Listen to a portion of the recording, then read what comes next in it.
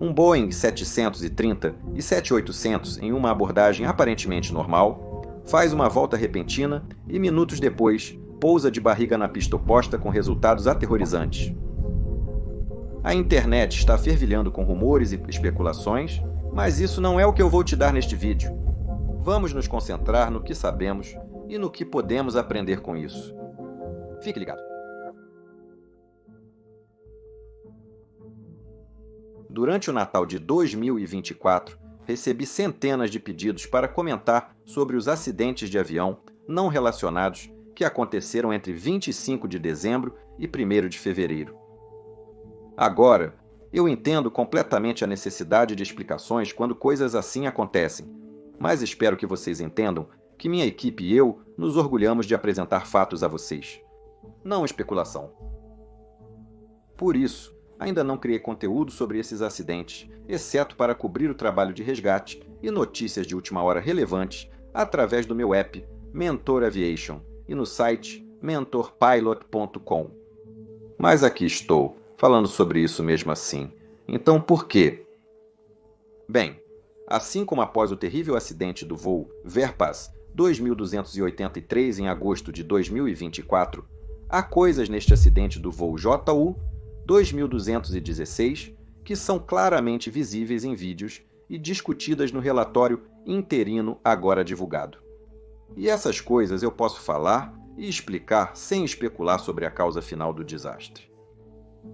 Isso inclui coisas como o fato de que esta aeronave atingiu pássaros, evidentemente em ambos os motores, que eles deram a volta e que claramente pousaram com o trem de pouso recolhido muito abaixo da pista oposta.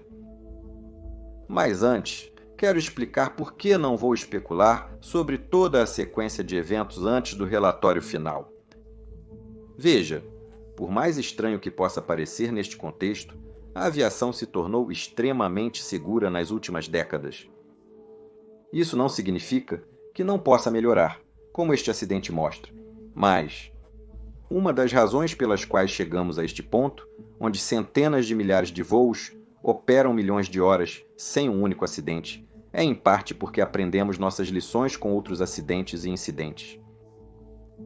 Fazemos isso empregando uma abordagem 100% baseada em fatos para investigações de acidente, onde investigadores de acidentes experientes em tudo, desde pilotagem até engenharia e fatores humanos, examinam o acidente e começam coletando meticulosamente as evidências peça por peça. Eles não começam com uma possível teoria e depois tentam prová-la com a ajuda de evidências. Em vez disso, eles permitem que as evidências falem por si mesmas. E assim como uma pintura eventualmente revela sua verdadeira forma, à medida que o processo avança, as evidências eventualmente revelarão a história completa em torno de um acidente. Quando o relatório final for concluído daqui a alguns anos, usarei para contar a história completa do que aconteceu naquele dia. Até lá, rumores e especulações podem causar danos reais. Já vi colegas especulando no LinkedIn e na imprensa, e o problema com isso é que uma vez que um rumor se torna aceito como a verdade mais provável, especialmente depois de ter sido ampliado na mídia, ele pode realmente acabar ofuscando a verdadeira explicação. Isso aconteceu parcialmente no voo 610 da Lion Air, que caiu no Mar de Java logo após decolar em outubro de 2018. Nesse caso, rumores de grave erro do piloto começaram a circular apenas dias após o acidente, e foi então ainda mais minimizado quando a Boeing publicou um boletim para pilotos destacando que o uso de procedimentos já existentes era a maneira de lidar com esse problema. Agora, não havia nada factualmente errado com isso, mas minimizou severamente o verdadeiro problema, que era a maneira como o sistema de aumento de características de manobra havia sido construído e implementado no Boeing 737 MAX. Então esse foco no simples erro do piloto acabou instalando um senso de confiança na comunidade de pilotos na época, o que eu realmente me lembro claramente de sentir. Porém, poucos meses depois, outro Boeing 737 MAX caiu em circunstâncias muito parecidas. Agora, é claro que é possível que isso teria acontecido de qualquer maneira, mas não consigo deixar de sentir que se o problema do sistema de aumento de características de manobra tivesse sido levado mais a sério desde o início e a ênfase no erro do piloto não tivesse sido tão amplamente divulgada, bem, talvez esse segundo acidente poderia ter sido evitado. É por isso que me recuso a especular antes dos fatos serem conhecidos.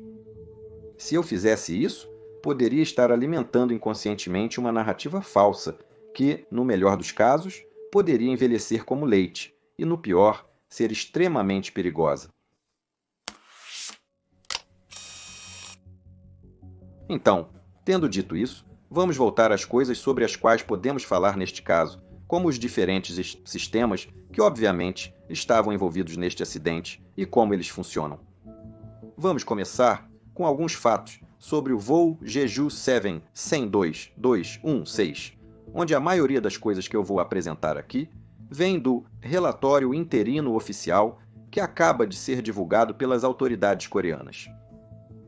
A aeronave utilizada era um Boeing 737-800 de 15 anos, que havia sido entregue novo de fábrica para a empresa de baixo custo europeia Ryanair em 2009 e depois foi transferido para a Jeju Airlines em fevereiro de 2017. No momento deste voo, ele tinha o registro HL 8088 e estava, pelo que sabemos, em boas condições técnicas. A Jeju Airlines, fundada em 2005, é uma companhia aérea de baixo custo sediada na cidade de Jeju, Coreia do Sul. Eles operam principalmente o Boeing 737-800, mas também possuem dois 737 MAX 8 e pedidos de mais 40 desses, que ainda estão para ser entregues. Em 29 de dezembro de 2024, esta aeronave com uma tripulação de 6 pessoas estava programada para voar do aeroporto Suvarnabhumi de Bangkok, na Tailândia, para o aeroporto internacional de Muan, na Coreia do Sul. Este voo era operado pela companhia aérea 4 vezes por semana, principalmente no período de Natal, e neste dia havia 175 passageiros a bordo. À frente da aeronave estava o capitão de 45 anos, ex-integrante da Força Aérea, que possuía mais de 6.800 horas de voo, sendo 2.500 como comandante. Não sabemos a idade do primeiro oficial, mas sabemos que ele tinha um total de 1.650 horas de voo, das quais a grande maioria, 1.339 horas, foram voadas no Boeing 737. Relatos iniciais da mídia apontam que o capitão era conhecido entre seus colegas como um profissional inabalável que priorizava a segurança. E mesmo que isso de forma alguma seja uma garantia para evitar erros, é certamente algo a se ter em mente aqui. Conforme o relatório provisório, a aeronave decolou normalmente de Bangkok às 02h28 da manhã, horário local da Tailândia, 19h28 tempo universal coordenado, e o voo prosseguiu sem incidentes em sua rota até o destino. O tempo de voo era esperado para ser em torno de 4 horas, e não havia indicações de nada fora do comum acontecendo até o final.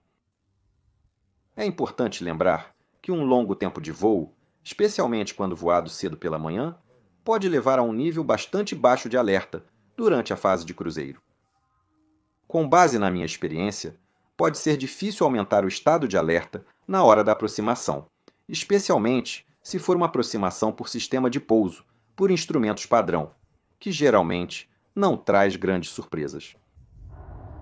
Desta vez definitivamente aconteceu. O Aeroporto Internacional de Muan, localizado perto da costa, em meio a um pântano, torna a área ao redor um local ideal para a nidificação e alimentação de diversas espécies de aves. Agora, os aeroportos sempre fazem o seu melhor para tentar manter as aves longe da área imediata, usando de tudo, desde lasers a falcões e várias outras técnicas de assustar.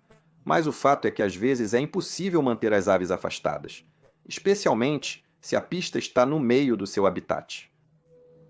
Devido a isso, quando o voo 2216 estava descendo em direção ao aeroporto e recebeu autorização para pousar na pista 01 às 08h54 no horário local, foram notadas aves ao redor do perímetro. Foi transmitido um alerta de atividade de aves na frequência da torre. Então, como nós pilotos interpretamos algo assim? Como a redação indica, isso é um alerta. Significa que precisamos estar atentos às aves e permanecer vigilantes. Contudo, não precisamos interromper a aproximação ou aguardar o fim desse alerta. As aves e bandos podem se mover rapidamente de um lugar para outro, sendo praticamente impossível prever sua localização à medida que nos aproximamos, mesmo quando não há alerta emitido. Eles fazem parte normal do trabalho como piloto profissional. Neste caso, a aeronave prosseguiu a aproximação e provavelmente se configurou normalmente para o pouso. A pista 01 normalmente tem 2.800 metros de comprimento, mas devido a obras na pista e uma extensão no lado norte, foi reduzida para 2.500 metros ainda, suficiente para pousar um Boeing 770 e 7-800. De qualquer forma, a aproximação prosseguiu normalmente e foi capturada por uma câmera, quando por volta das 8h58, parece que subitamente passou por um bando de pássaros em seu caminho. No vídeo, nuvens de fumaça podem ser claramente vistas saindo do motor número 2 à direita, e exames posteriores desse vídeo também mostram uma pequena nuvem de fumaça saindo do motor número 1 à esquerda. De acordo com os dados do ADS-B, a aeronave estava entre 500 e 274 metros de altitude quando o incidente ocorreu, indicando que, provavelmente, estava com o trem de pouso abaixado e flaps de aterrissagem em 30 ou 40 graus. Então, o que isso quer dizer? Bem, como eu disse, colisões com pássaros acontecem o tempo todo e raramente têm algum impacto na segurança. Geralmente, deixam uma mancha de sangue, talvez algumas penas e um amassado, mas em alguns casos raros, também podem entrar no núcleo do motor e causar algum dano lá. Os motores CFM56 no Boeing 777-800 são incrivelmente robustos e foram certificados para serem capazes de resistir a colisões com pássaros bastante grandes enquanto continuam a funcionar. As poucas vezes que experimentei ingestões de motor, isso nem sequer impactou os parâmetros do motor. A única razão pela qual sabíamos que o pássaro tinha entrado no núcleo era por causa de um forte cheiro de frango frito, seja na cabine de comando, se o pássaro atingisse o motor esquerdo, ou na cabine se atingisse o direito. Isso ocorre devido à construção do sistema de ar-condicionado no 737, onde o pacote esquerdo alimenta principalmente a cabine de comando e o direito a cabine de passageiros. De qualquer forma, é muito raro que impactos de pássaros causem perigo real, a menos que muitos pássaros batam de uma vez, ou sejam realmente grandes. Claro que houve algumas instâncias registradas onde isso aconteceu e levou a sérios problemas de motor e até mesmo apagões de chamas. O milagre no Hudson é o caso mais famoso, mas também ocorreu com o voo Ural 178, que pousou em um milharal na Rússia, e com um avião da Ryanair em Roma, Campino, em 2008. Devido a isso, pilotos receberam orientações recentes para ficarem atentos a grandes bandos de pássaros na aproximação e como proceder nessa situação. Essa orientação nos diz para apenas contornar, se for óbvio, que essa manobra manterá a aeronave longe do bando de pássaros. Se houver dúvida, é melhor continuar a aproximação e potencialmente voar através do bando, usando a configuração e a definição de potência já estabelecidas. Isso pode parecer contraintuitivo, mas assim os pássaros podem atingir os motores quando estiverem em velocidades mais baixas, causando menos danos no geral. Além disso, é provável que a aeronave também esteja em uma melhor posição para pousar nessa situação, em vez de ter que reverter uma arremetida. Mas isso, é claro, em um cenário onde os pilotos veem claramente o bando. E não está 100% claro para mim se essa orientação é universal, ou se certas companhias aéreas têm as suas próprias, ou talvez nenhuma orientação. Se for o caso, uma arremetida pode ser a reação natural ao perceber uma ameaça como essa. Agora eu sei que haverá perguntas sobre por que as aeronaves Não tem uma malha fina na frente dos motores para proteger contra essas coisas. E eu realmente fiz um vídeo sobre isso há muito tempo que você pode conferir aqui. Mas em resumo, simplesmente não é economicamente ou mesmo aerodinamicamente possível fazer isso. Voltando ao voo 2216, alguns segundos após o vídeo registrar o que parece ser impactos de pássaros em ambos os motores, os dados do ADS-B do voo indicam um pequeno aumento na altitude antes do sinal desaparecer abruptamente.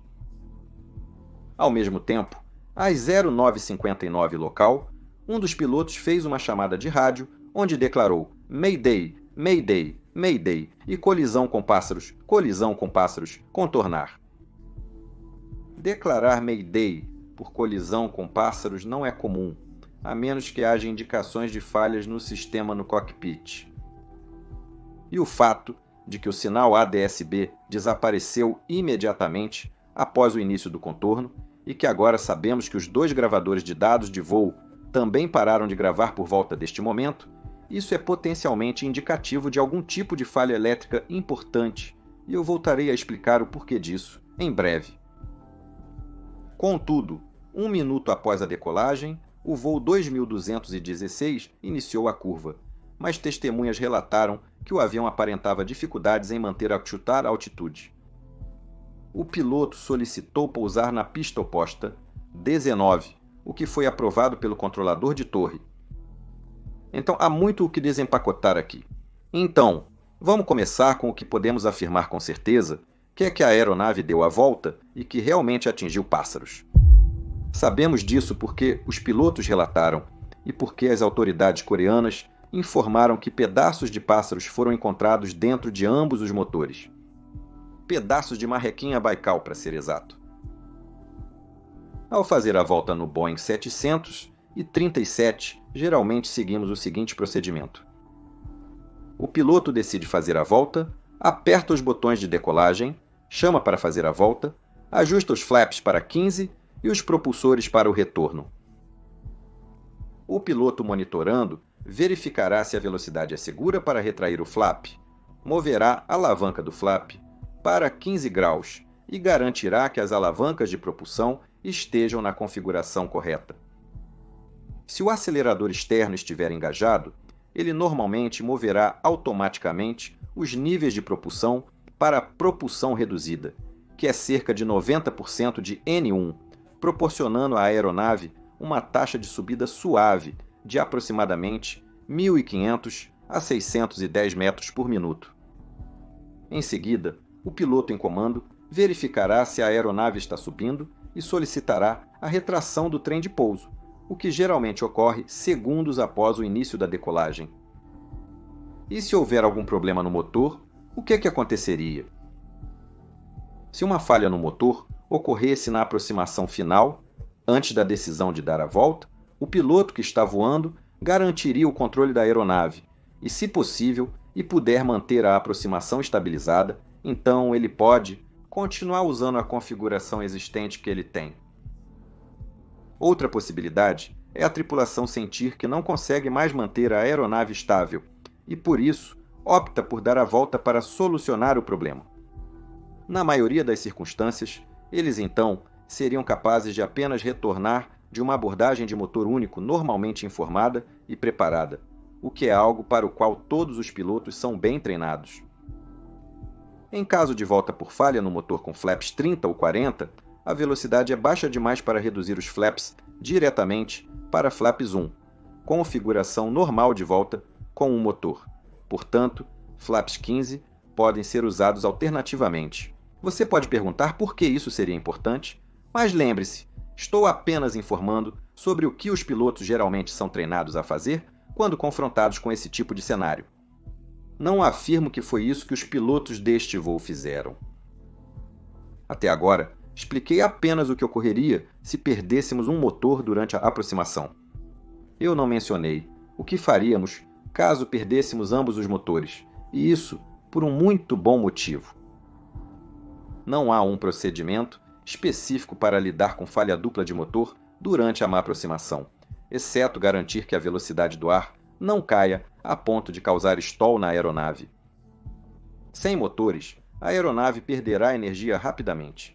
É melhor aterrissar antes da pista, com as asas ainda voando, do que tentar estender o deslizamento ao reduzir a velocidade e acabar entrando em stall. Agora, o piloto que monitora, obviamente, fará os itens de memória para tentar restaurar a confiança de pelo menos um motor. Mas se não houver tempo para isso, bem, então não há muito do que fazer além de tentar tirar o melhor proveito da situação. Felizmente, houve pouquíssimos casos de falhas duplas de motor na aproximação. O único que me vem à mente é o voo 38 da British Airways, que eu cobri neste vídeo. A lição principal desse acidente é que, mesmo que tenham recolhido os flaps para prolongar o deslizamento, isso vai contra as recomendações da Boeing, pois poderia fazer o avião parar. A verdade é que caberá ao capitão decidir como tratar essa situação, pois uma falha dupla de motor em um jato bimotor é, obviamente, uma emergência catastrófica. Como instrutor e examinador de tipo de aeronave, pratiquei esses cenários com pilotos no simulador. Voltarei a esse assunto em breve. E as observações que fiz lá podem ser muito interessantes para você em relação a este acidente. Antes de chegarmos a isso, vamos discutir alguns dos sistemas no 737 que quase certamente estiveram envolvidos aqui. Iniciemos com o transponder ADS-B, as caixas pretas, o gravador de voz da cabine e o gravador de dados de voo. O transponder é uma caixa de rádio que se comunica com o controle de tráfego aéreo e outras aeronaves próximas. Cada voo recebe um código de identificação de 4 números do controle de tráfego aéreo que os pilotos digitam nessa caixa. Este código ajuda o controle de tráfego aéreo a nos distinguir de outras aeronaves. Mas este transponder também envia informações na forma de transmissão automática dependente de vigilância. É por isso que podemos rastrear aeronaves em serviços como o Flight Radar 24. O Boeing 737-800 possui 2 transponders separados, geralmente direcionados ao piloto que está voando. Se o capitão está pilotando, usa-se o transponder número 1. Se é o primeiro oficial pilotando, o transponder número 2 é utilizado. Agora, o interessante aqui é que, em caso de perda total dos geradores, certos sistemas continuarão a funcionar usando as 2 baterias a bordo. E um desses sistemas é o transponder número 1.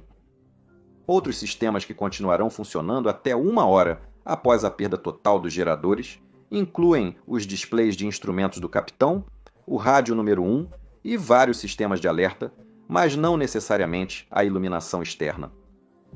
Lembre-se disso.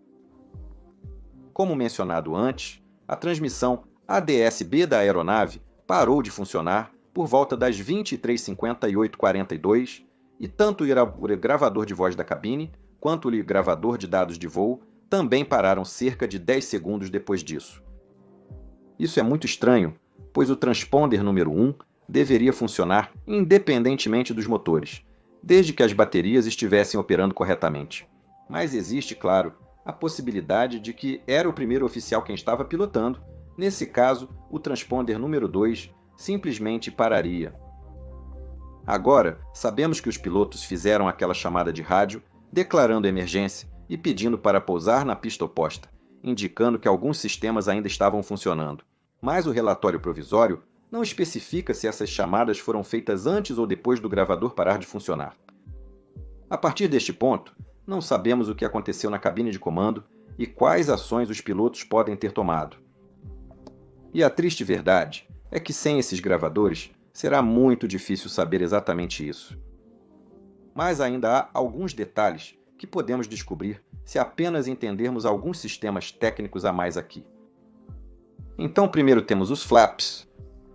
Durante uma arremetida, como mencionei antes, começaríamos retratando-os dos flaps de pouso, de 30 ou 40 para 15.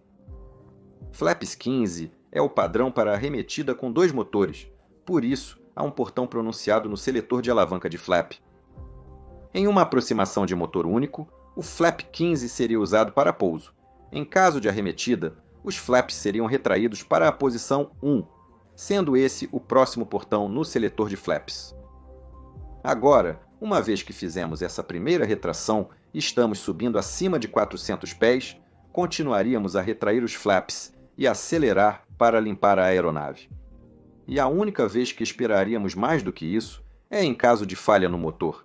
Nesse caso, geralmente esperaríamos até estarmos acima de cerca de 1000 pés acima do solo antes de retrairmos de flaps 1 para flaps levantados. Em qualquer caso, isso significa que acima de cerca de 1300 pés ou mais, estaríamos sob circunstâncias normais, voando com uma aeronave limpa, com todos os flaps completamente retraídos. Menciono isso porque nos vídeos do acidente em Jeju, os flaps de borda de ataque parecem estar totalmente retraídos, o que só aconteceria se os flaps de borda de fuga também estivessem levantados. Portanto, isso significa que os flaps devem ter sido retraídos durante a manobra de arremetida. Os flaps geralmente utilizam o sistema hidráulico B para extensão e retração. Mas se não houver energia hidráulica disponível, bem, então as bordas de fuga ainda podem ser estendidas e retraídas usando um motor elétrico. As bordas de ataque podem ser ampliadas usando o sistema hidráulico reserva. Porém, esses dois sistemas de reserva precisam de energia AC para operar. Lembre-se disso. O próximo sistema é o trem de pouso no Boeing 737. Ele é operado hidraulicamente usando o sistema hidráulico A. Temos um nível de engrenagem no painel central frontal do cockpit com 6 luzes indicadoras. Verde significa que o trem está abaixado e travado.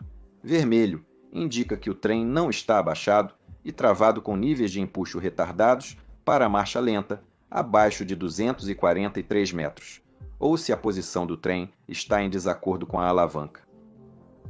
Há também luzes independentes no painel superior traseiro mostrando o mesmo, e uma luz verde em qualquer painel significa que o trem de pouso relacionado está abaixado e travado.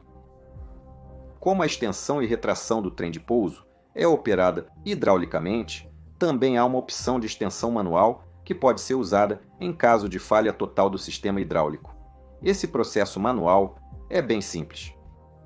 Basicamente consiste em fios físicos puxados das travas de subida do trem de pouso para o cockpit e, para usá-los, uma escotilha deve primeiro ser aberta no chão do cockpit, atrás do pedestal central, e então cada uma das 3 alavancas tem que ser puxada para fora até você sentir o desbloqueio de subida. Depois disso, o trem de pouso cairá livremente e travará na posição usando a boa e velha gravidade. Mas, na verdade, o uso deste sistema de liberação manual é muito raro e realmente só é praticado no simulador a cada 3 anos ou mais. Então, em um estado de pânico, pode não ser imediatamente óbvio que isso seria necessário, especialmente porque a alavanca normal do trem de pouso ainda desceria quando selecionada, só não faria nada. E a única maneira de perceber isso seria a ausência de luzes verdes e a presença de luzes vermelhas no painel indicador, possivelmente também acompanhado por um alerta sonoro do trem de pouso, abaixo de 243 metros. Mas esse aviso não diria trem de pouso como em aeronaves mais modernas. Seria apenas um tom único. Isso nos leva ao sistema hidráulico, responsável por mover os flaps, retrair e normalmente estender o trem de pouso. O sistema hidráulico no Boeing 737 é composto por 2 sistemas separados e um de reserva. Há muito a dizer sobre isso, mas o relevante a saber neste caso é que ele é alimentado por 2 bombas para cada sistema, uma bomba elétrica e outra acionada pelo motor. Há também um acumulador de pressão de freio, mas isso realmente não faz diferença aqui porque a engrenagem nunca foi estendida. As bombas acionadas pelo motor, como o nome indica, são acionadas pelos respectivos motores. O motor esquerdo, número 1, fornece pressão para o sistema A, e o motor direito, número 2, para o sistema B. Essas bombas de motor fornecem a mesma pressão, mas cerca de 6 vezes o volume das bombas elétricas, o que significa que se um motor falhar, o sistema operado pela bomba hidráulica do motor falhado se moverá mais devagar e ainda funcionará. Mas isso desde que haja energia elétrica AC disponível, já que as bombas elétricas usam isso para funcionar. Se não houver motor funcionando e não houver fonte elétrica AC normal, bem, então também não haveria energia hidráulica. E isso finalmente nos leva ao sistema elétrico. Isso é bem simples no 737. Há 3 geradores principais e 2 baterias disponíveis, capazes de operar sistemas essenciais por no mínimo 60 minutos. Porque essas baterias estão lá, o 737 não tem uma turbina de ar de Ariete, como por exemplo o Airbus A320 tem. Os 2 geradores conectados aos motores fornecem energia AC para os diferentes ônibus elétricos da aeronave durante o voo, desde que os motores estejam funcionando. O terceiro gerador é a unidade de energia auxiliar. A unidade de energia auxiliar, mas essa precisa ser iniciada separadamente no ar para fornecer energia. Se todos os geradores falhassem, então o ônibus de reserva AC seria alimentado pelas baterias via um inversor, e os ônibus de corrente contínua da bateria seriam alimentados diretamente pelas baterias. Mas, obviamente, a quantidade de sistemas que podem ser alimentados por esses são o mínimo absoluto possível, e isso não inclui os instrumentos das bombas hidráulicas para a iluminação da cabine e da cozinha, nem as luzes externas. O que é alimentado é, como eu disse antes, o transponder número 1, o rádio número 1, os instrumentos do capitão e muitas outras coisas que não serão importantes para esta história, pelo menos pelo que sabemos agora. Mas o que tudo isso significa é que, a menos que um gerador esteja disponível, a extensão normal do trem de pouso não funciona, a extensão do flap não funciona, os spoilers nas asas não funcionam, os reversores não funcionam e, crucialmente, nem os atuadores hidráulicos para os controles de voo. Se toda a energia AC for perdida, a aeronave deve ser pilotada usando a reversão manual. É onde os controles de voo são manipulados puramente pela força muscular do piloto, através de fios e polias que conectam o manche e a coluna de controle diretamente às superfícies de controle. Fazer isso é um trabalho árduo e geralmente é lento para a aeronave reagir aos comandos, o que frequentemente resulta em curvas em forma de S, devido às supercorreções contínuas. Em um dos vídeos feitos deste incidente, durante a aproximação final, a aeronave fazia pequenos movimentos em forma de S, o que poderia ser causado por diversos motivos.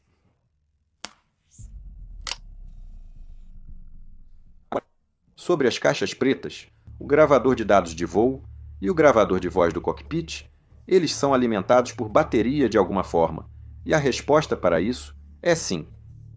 Desde aproximadamente 2010, novos Boeing 737 foram atualizados, com o gravador de dados de voo conectado ao barramento da bateria e o gravador de voz do cockpit possuindo um sistema conhecido como fornecimento de energia independente do gravador. Esse sistema possui bateria própria capaz de alimentar o gravador por até 10 minutos em caso de falha total de energia. Mas esta aeronave foi fabricada em 2009, o que significa que ela pode não ter sido equipada com HIPS e esta atualização. Então, sabendo de tudo isso, vamos agora dar uma olhada mais aprofundada no que sabemos do relatório provisório, bem como no que podemos ver nos vídeos. A aeronave atingiu pássaros, conforme confirmado pelo relatório provisório e pela chamada inicial de socorro do piloto. Em seguida, a aeronave começou a subir enquanto mais uma chamada de rádio era feita. Nesse momento, o sinal do transponder, o gravador de voz da cabine e o gravador de dados de voo deixaram de funcionar. De acordo com o relatório provisório, o avião continuou subindo por um tempo. Depois, virou à esquerda para um circuito imediato à direita, para a pista oposta, pista 19. Alguns minutos depois, pousou a cerca de 1.200 metros na pista de 2.800 metros de comprimento, com o trem de pouso e os flaps ainda retraídos. O pouso foi capturado em câmera, mostrando que a aeronave pousou longe na pista e em alta velocidade, o que é consistente com os flaps levantados, já que a velocidade limpa de um 730 e 7800 seria em torno de 200 nós ou 370 km por hora. Durante o pouso, a cauda da aeronave impacta a pista primeiro, seguida pelas nacelles dos motores direito e esquerdo. Em seguida, continuou deslizando nas nacelles ao longo do que restava da pista pavimentada, após o que saiu da pista, e continuou a uma velocidade muito alta pelos 300 metros de peso claro que ainda restavam. Por fim, a aeronave colidiu com uma parede de concreto onde estava instalada a antena localizadora do sistema de pouso por instrumentos. Devido à velocidade extremamente alta, o impacto foi violento e destruiu completamente a aeronave. Todas as pessoas a bordo, exceto duas, foram mortas na hora, e os dois sobreviventes estavam sentados na traseira da aeronave.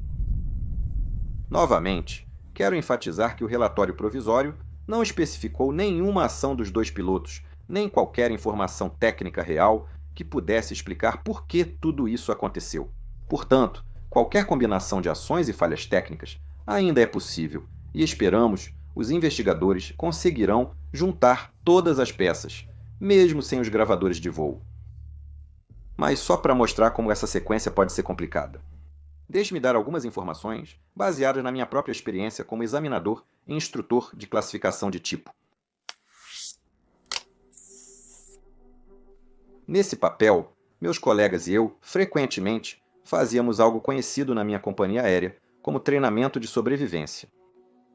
Isso consistia em exercícios não avaliados, o que significa que os alunos que estavam voando não recebiam nenhum tipo de nota sobre como se saíram.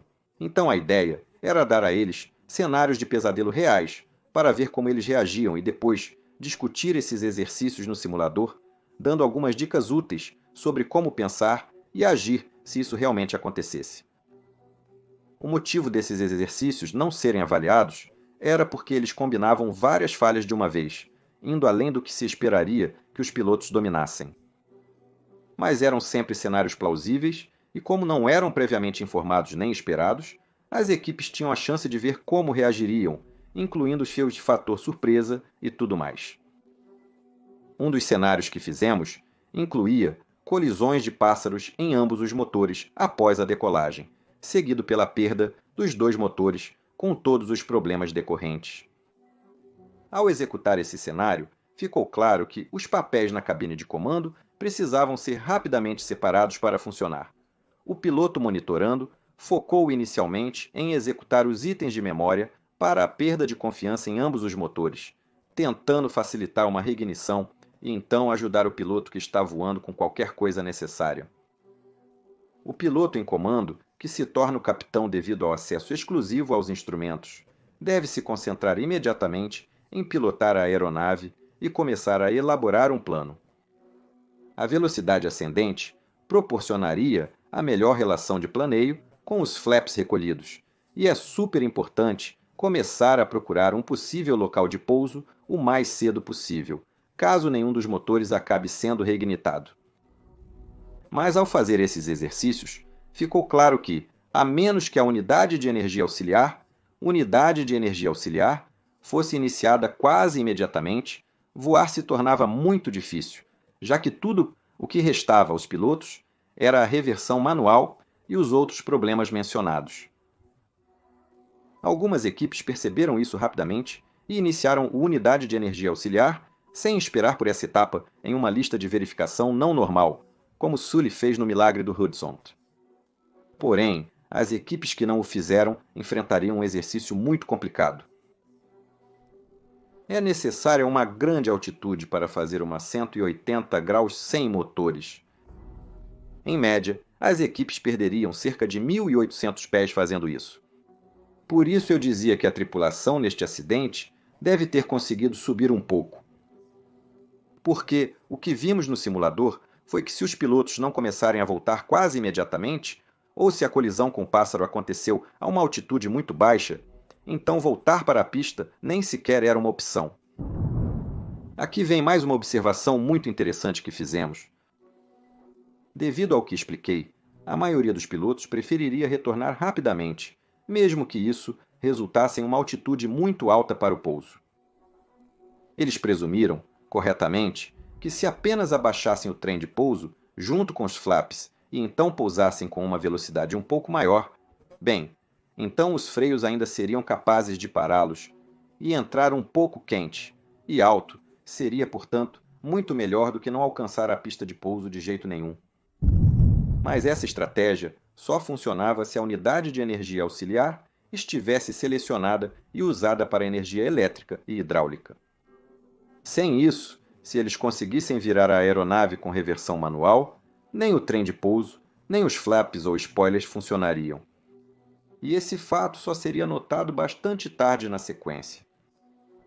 Agora, a extensão manual do trem de pouso ainda funcionaria, mas lembrar disso em meio ao caos geral que se seguiu não é tão fácil quanto parece.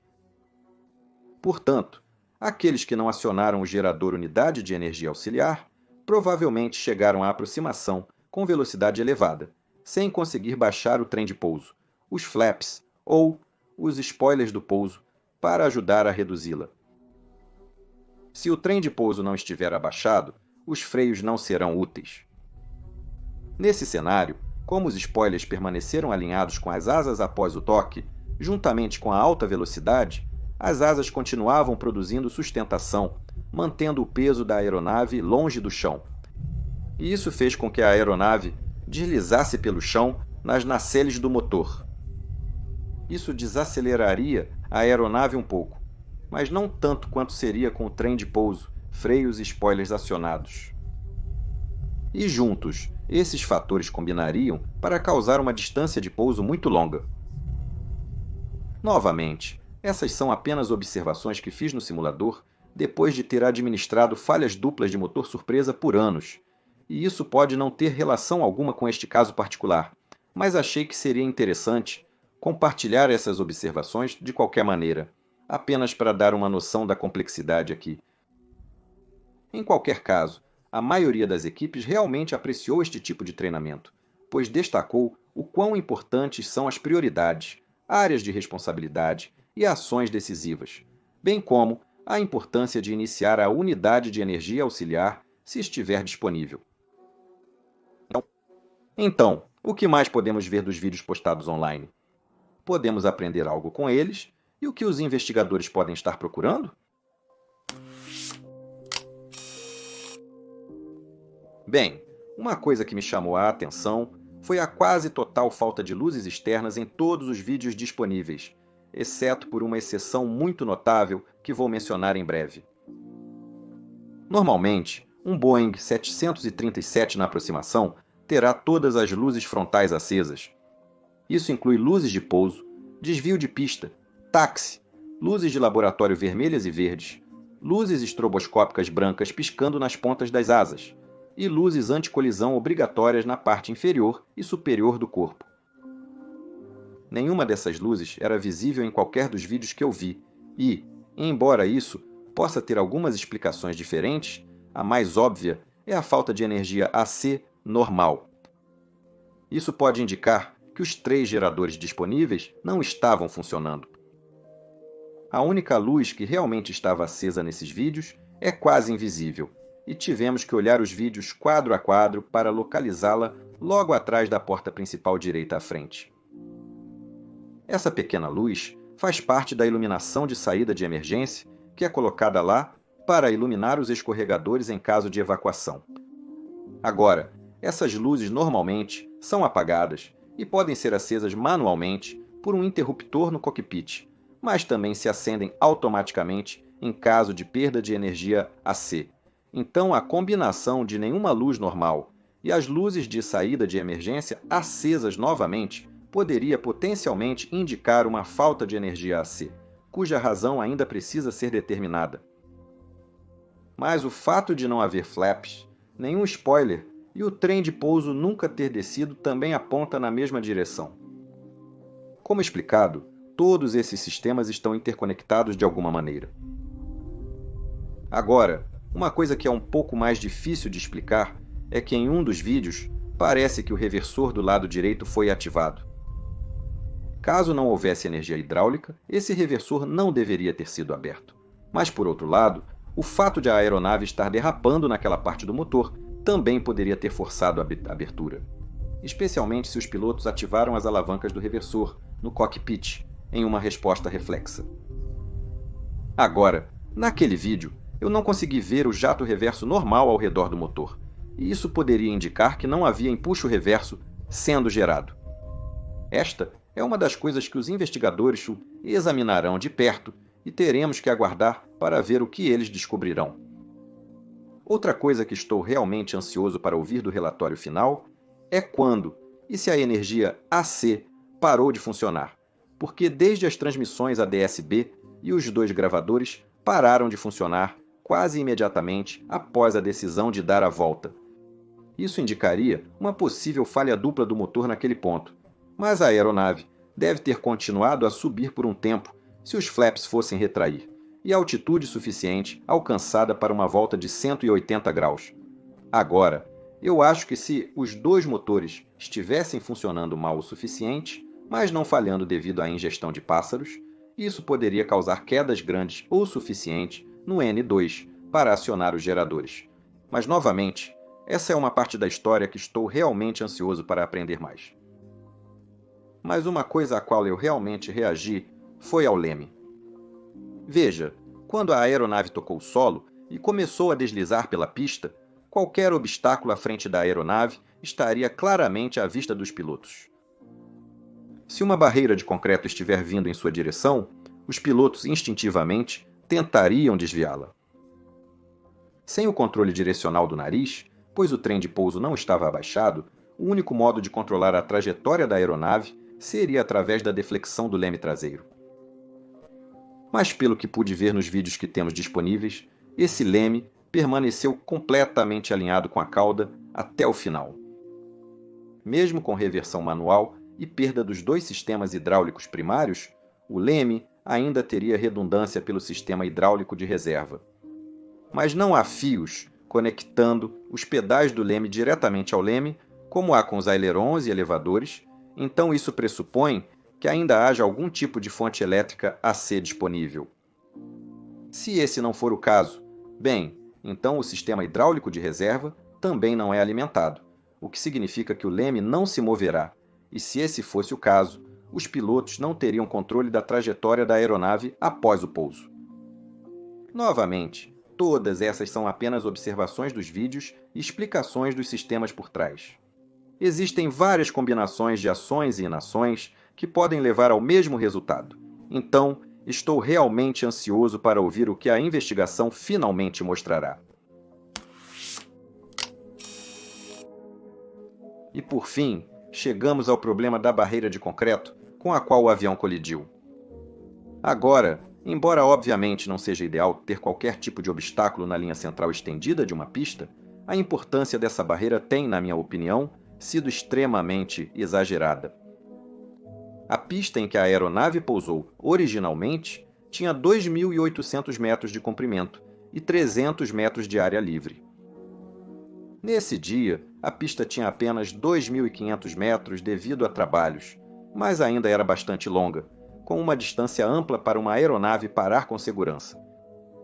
Os aeroportos são certificados de acordo com critérios muito rigorosos quando se trata da altura dos obstáculos permitidos, e eu ficaria muito surpreso se essa barreira não cumprisse facilmente esses requisitos.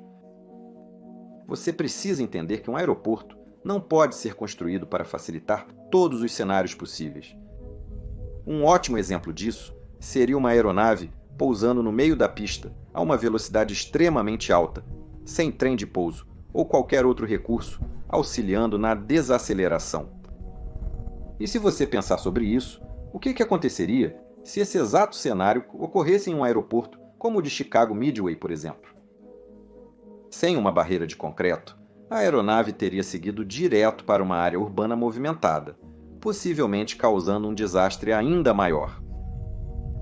Não tenho ideia de qual era a velocidade da aeronave quando atingiu a parede de concreto aqui, mas se essa parede não estivesse lá, certamente teria continuado por uma longa distância e provavelmente teria atingido algo mais. Sim, a mídia e as pessoas obviamente culparam aquela parede, mas na realidade, como sempre, as coisas são muito mais complicadas. Muitas perguntas ainda permanecem em torno deste acidente. Por que a tripulação decidiu dar a volta? O que aconteceu na cabine de comando durante a volta subsequente? E exatamente por que os gravadores de voo pararam quando pararam? Agora, cabe à equipe de investigação tentar descobrir, mas será uma batalha difícil para eles sem as caixas pretas. O motivo de eu ter feito este vídeo foi por causa da quantidade esmagadora de perguntas que vocês me enviaram, e porque o relatório interino agora foi divulgado, então senti que poderia compartilhar algumas das coisas que notei, bem como minha própria experiência com esta aeronave. Nunca vou especular sobre a causa absoluta de um acidente antes que a equipe de investigação dê seu veredicto final, mas uma coisa que acho que posso dizer sem sombra de dúvida é que esses pilotos enfrentaram algo quase inimaginável aqui.